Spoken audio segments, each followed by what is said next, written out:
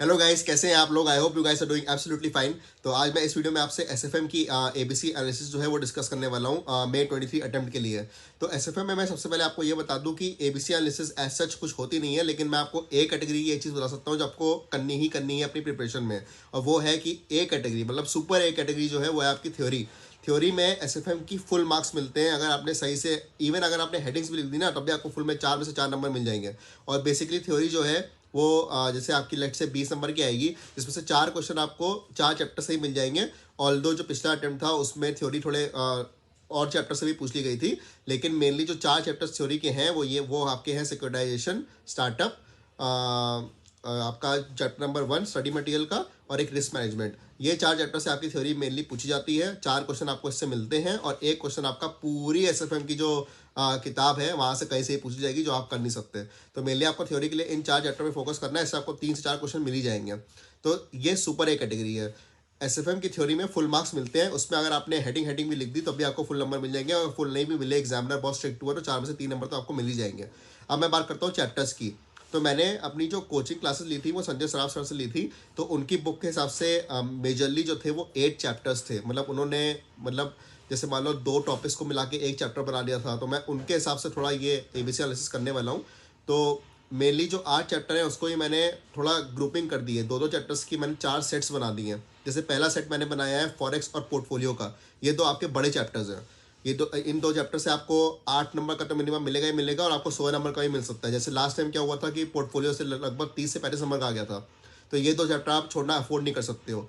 इसके बाद जो और 2 बड़े चैप्टर आएंगे उसमें से एक तो बड़ा है ही है, लेकिन दूसरा जो है वो आप लेट से मीडियम कैटेगरी का रख सकते हो। उसका नाम है इक्विटी, और जो बड़ा है उसका नाम है डेरिवेटिव। तो डेरिवेटिव से भी सेम है, 8 नंबर का तो आना ही आना है, और आपका 16 नंबर का भी आ जाए डेरिवेटिव चैप्टर से। तो जो 4 बिग चैप्टर्स आपके हैं वो है आपके फॉरेक्स, पोर्टफोलियो, डेरिवेटिव और आपका इक्विटी आपका इन तीनों जितना बड़ा तो नहीं है, लेकिन फिर भी बड़ा चैप्टर ही आपका कहलाया जाएगा।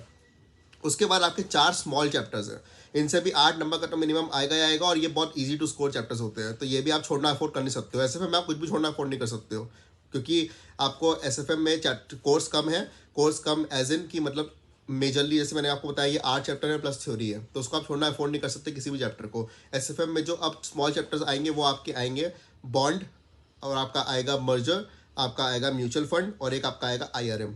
इन चारों चैप्टर से मिनिमम 8 मार्क्स का तो आएगा ही आएगा।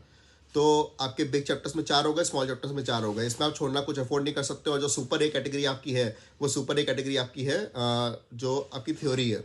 क्योंकि थ्योरी आपको अगर पेपर टफ आता है, पेपर डिफिकल्ट, जैसे एसएफएम अभी तक 2-3 दिन से ईजी आ रहा है, लेकिन अगर जिस दिन पेपर टफ आ गया तो थ्योरी आपको बचाएगी।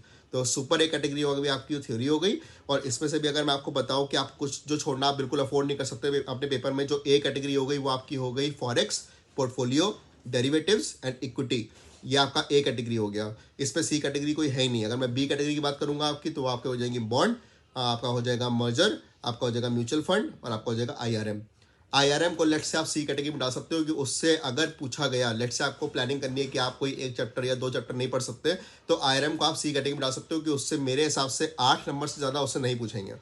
8 नंबर मैक्स है उसका आईआरएम का। लेकिन जो बाकी चैप्टर्स हैं, ये 4 बिग चैप्टर्स हैं, उससे कितने नंबर का ही पूछ सकते हैं एक पर्टिकुलर अटेम्प्ट में।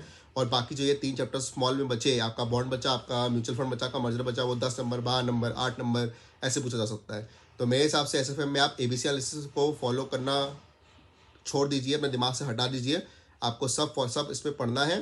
ज़्यादा से ज़्यादा आप एक चैप्टर अफोर्ड कर सकते हो छोड़ना अपनी प्रिपरेशन में बस। और वो मेरे हिसाब से वो चैप्टर जो होगा वो होगा आईआरएम।